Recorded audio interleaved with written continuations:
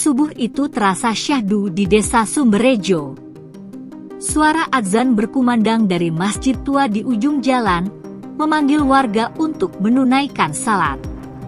Seperti biasa, Pak Haji Sunardi adalah orang pertama yang tiba di masjid. Usianya yang telah menginjak 65 tahun tidak menghalangi semangatnya untuk beribadah. Namun, pagi itu berbeda. Usai menunaikan salat subuh, Pak Haji Sunardi tiba-tiba terjatuh di serambi masjid. Warga yang melihat kejadian itu segera membawanya ke rumah, tetapi takdir telah menentukan. Pak Haji Sunardi mengembuskan napas terakhirnya sebelum sempat mendapat pertolongan. Berita kepergiannya menyebar cepat. Warga desa mengenal Pak Haji sebagai sosok yang saleh dan dermawan. Ia sering menyantuni anak yatim, membagikan zakat, dan aktif dalam kegiatan sosial. Meninggal setelah salat subuh adalah tanda yang dianggap baik oleh warga, sebagai bukti bahwa ia adalah orang yang dicintai Allah.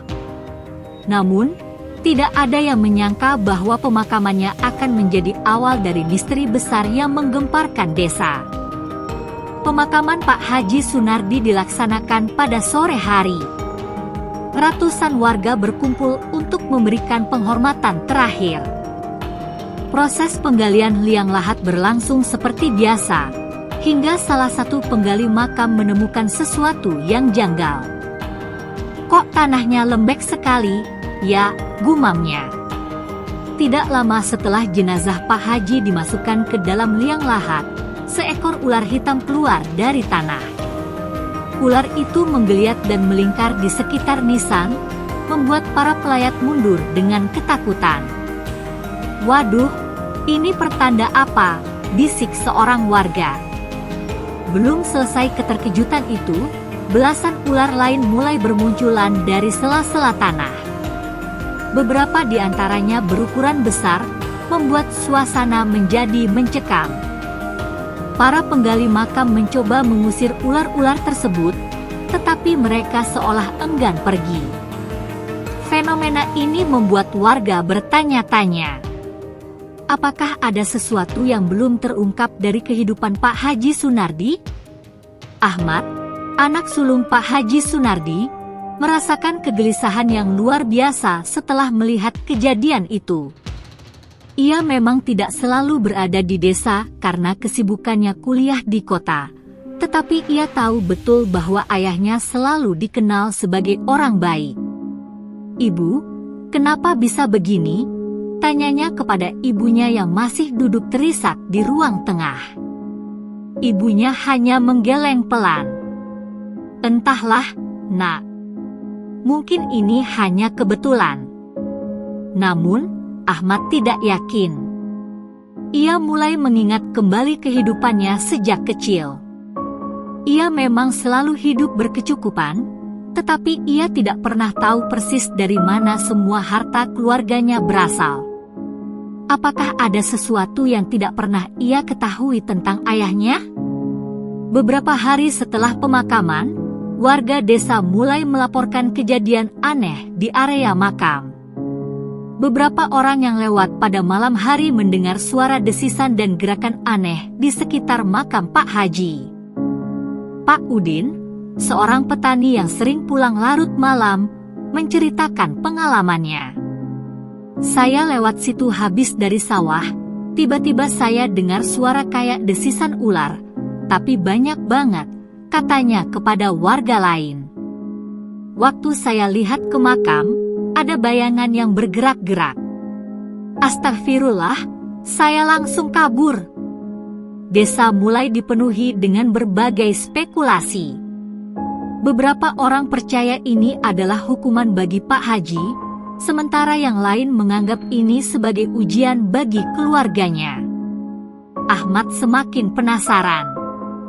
Ia memutuskan untuk mencari jawaban. Embok Darmi, seorang wanita tua yang telah bekerja di rumah keluarga Ahmad selama lebih dari 30 tahun, tiba-tiba meminta untuk berbicara dengannya. Dan Ahmad, ada sesuatu yang harus kamu tahu, ucapnya dengan suara gemetar. Ahmad menatap wanita tua itu dengan penuh tanya. Apa itu, Embok? Embok Darmi menundukkan kepalanya. Saya sudah lama ingin memberitahu ini, tapi saya takut. Dulu, sebelum bapakmu jadi kepala desa, keluargamu hidup sederhana. Tapi setelah beliau menjabat, semuanya berubah. Ahmad merasa ada yang mencengkeram dadanya. Ia menatap Embok Darmi dengan ngeri. Embok, maksudmu ada sesuatu yang tidak beres dengan kekayaan keluarga kami? Embok Darmi mengangguk pelan. Ya, Den. Ada sesuatu yang harus kamu cari tahu. Ahmad merasa dunianya berputar. Ia harus menemukan kebenaran, tidak peduli seberapa menyakitkannya. Sejak fenomena ular di makam Pak Haji Sunardi, Desa Sumberrejo tidak pernah sama lagi. Warga mulai takut mendekati area pemakaman, terutama saat malam hari.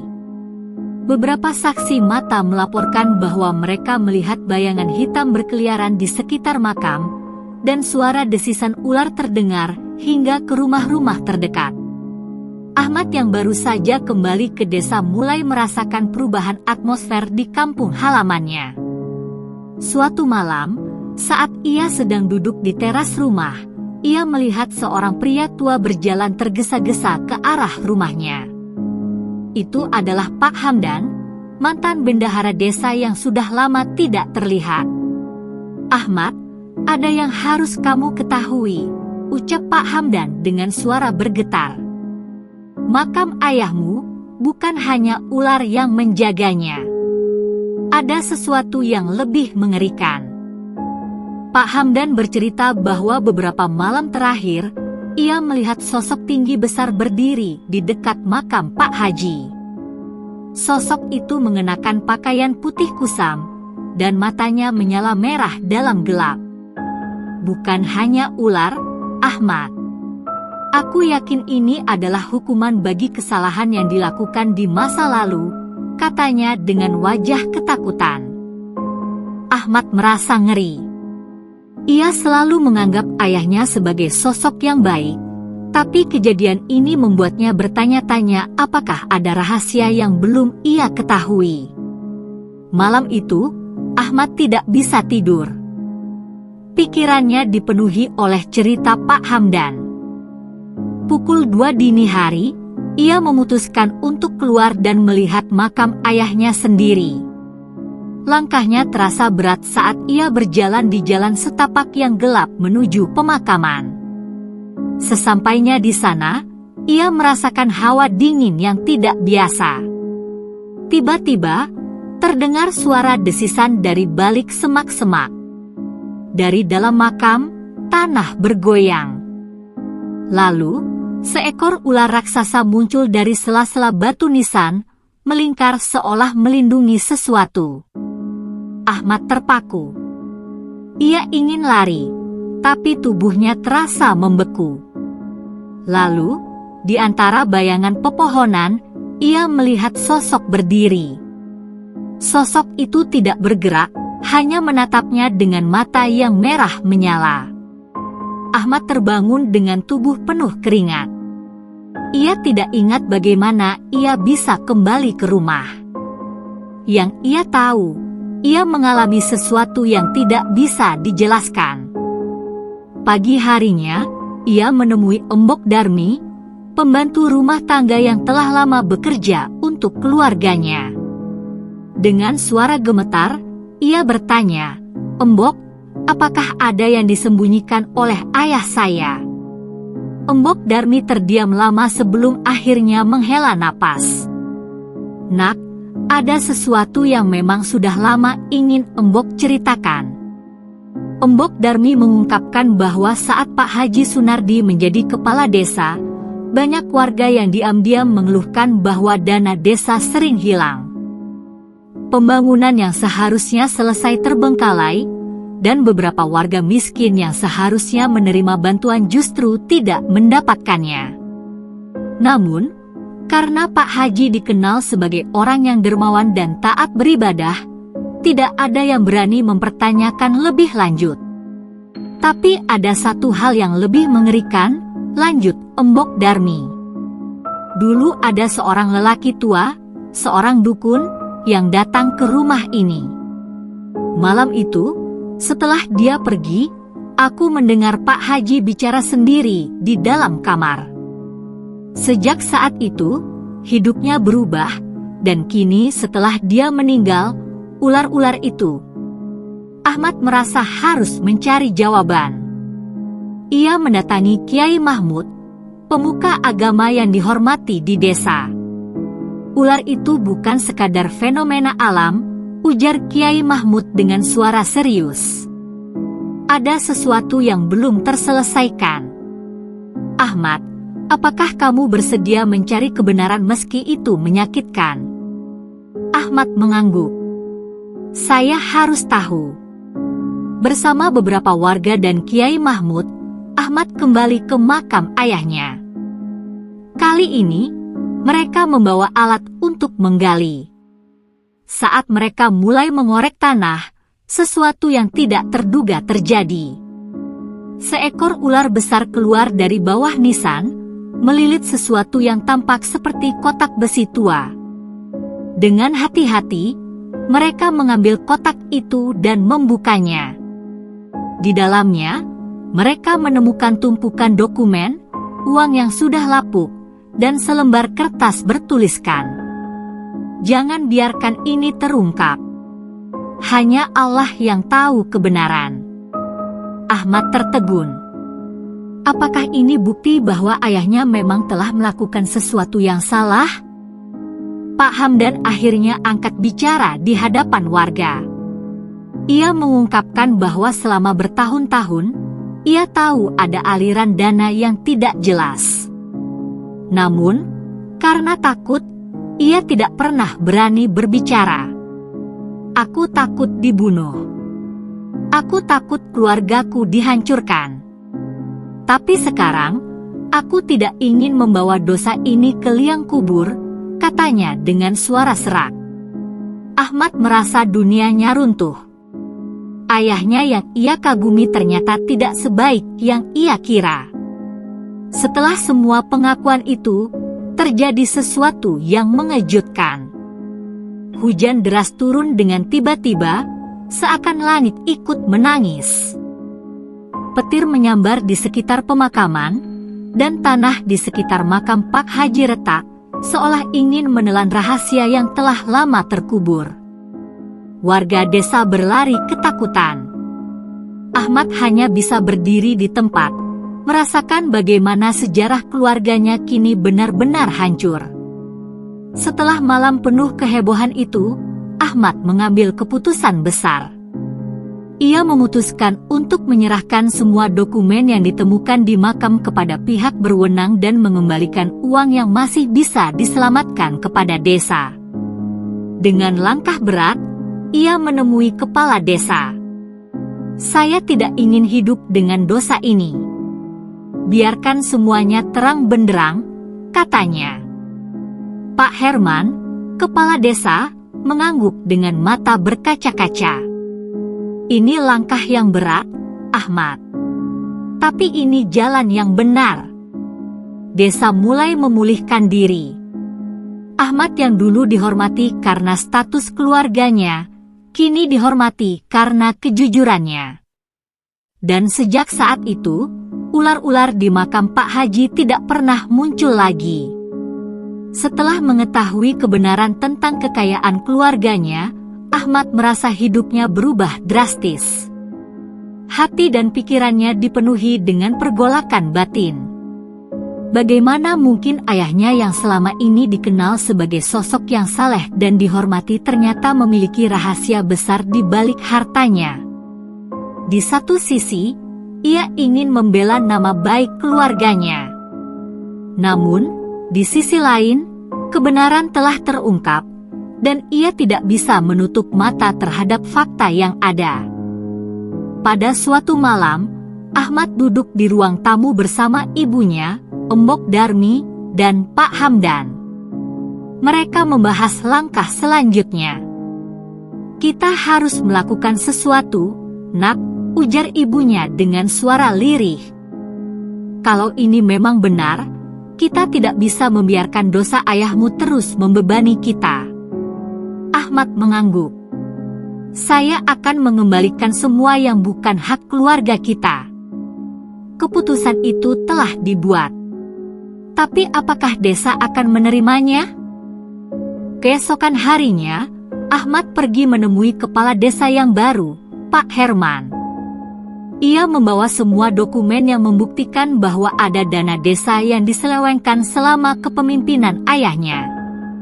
"Saya ingin memperbaiki kesalahan keluarga saya," katanya dengan tegas. Pak Herman terkejut dengan pengakuan Ahmad. "Ini keputusan besar, Ahmad. Kamu yakin dengan ini?" Ahmad mengangguk. "Saya tidak ingin membawa dosa ayah saya lebih jauh. Apapun konsekuensinya, saya siap." Desa pun mulai bergerak. Warga berkumpul di balai desa, mendengarkan pengakuan Ahmad. Banyak yang marah, merasa dikhianati oleh sosok yang mereka hormati. Tapi ada juga yang memuji keberanian Ahmad. Tidak semua warga bisa menerima kenyataan ini dengan mudah. Beberapa orang tua yang dahulu dekat dengan Pak Haji Sunardi merasa malu dan marah. "Kami sudah menganggap Pak Haji sebagai panutan. Bagaimana mungkin ini terjadi?" seru seorang warga. Namun, Kiai Mahmud yang hadir dalam pertemuan itu memberikan pandangan yang bijak. "Saudara-saudaraku, kita tidak bisa menghakimi seseorang hanya dari satu sisi kehidupannya. Pak Haji memang melakukan kesalahan, tetapi setidaknya keluarganya mencoba memperbaikinya. Itu hal yang tidak semua orang bisa lakukan." Kata-kata Kiai Mahmud menenangkan suasana. Ahmad merasa sedikit lega, meskipun ia tahu perjalanannya masih panjang.